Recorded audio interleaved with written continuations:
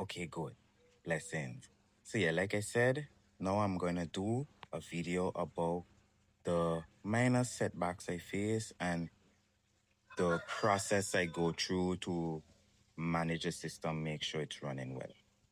So one of the setbacks or issues I have is I do have a minor leak right here, you could see. So I actually sealed it with silicone instead of using the PVC glue. But as you can see, it's still open and it's leaking. I was getting leaking from underneath here because when the water would flow, it'll like flow back and drip underneath. But I was able to get that to stop. These drips here are mainly because it rained last night. So yeah, basically because it's dripping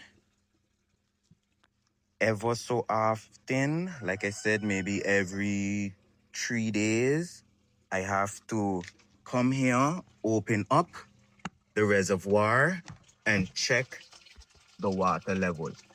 So you could see right now the water level is good, it's high, but there have been times whereas it was low, almost reaching to the pump. So especially with submersible pumps like this, you don't want it to be out of water. You don't want it pulling air. You want it always submerged.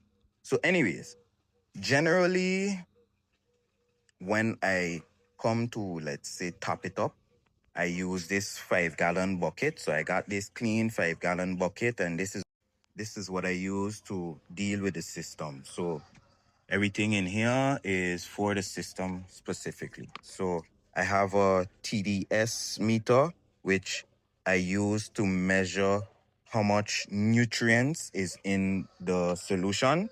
So after I mix up the nutrients, I put that in it to see the nutrient level. This here is my pH meter. So this tests the pH level of the water.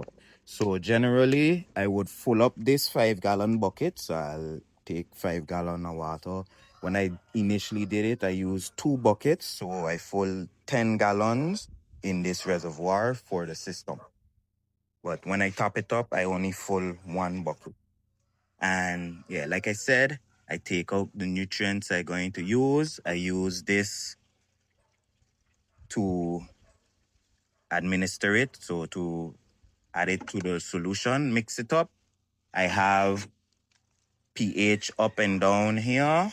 So if the pH is off, I could use that to adjust it. And once I do that, then it's ready to be used. Of course, I leave it sit for a few minutes so that the solution can circulate well and do its thing. So, like I said, that's one of the setbacks because it has a minor leak, but it's not so bad. Could be worse.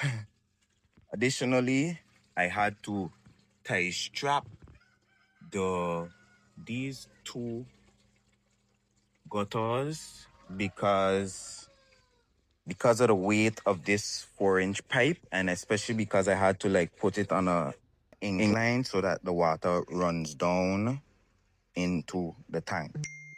So because of that, the system causes these 2 gutters to kind of rise up a little bit. So I had to like tie strap them down. I also put, as you can see, little screws next to the gutters to kind of keep them aligned, keep them down.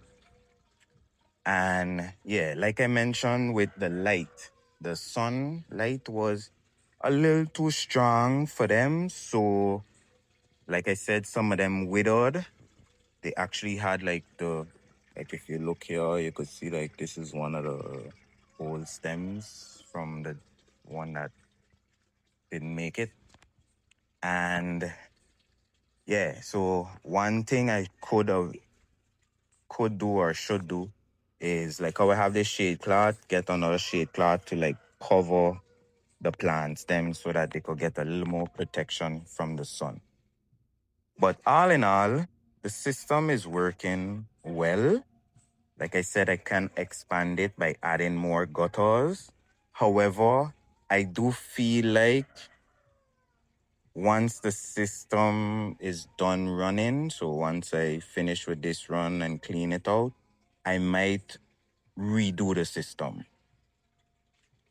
So, yeah. Other than that, though, that's my hydroponic system, small scale. I also have plans to add a few other ones around the house, but right now, that's the start. God bless. Have a blessed one.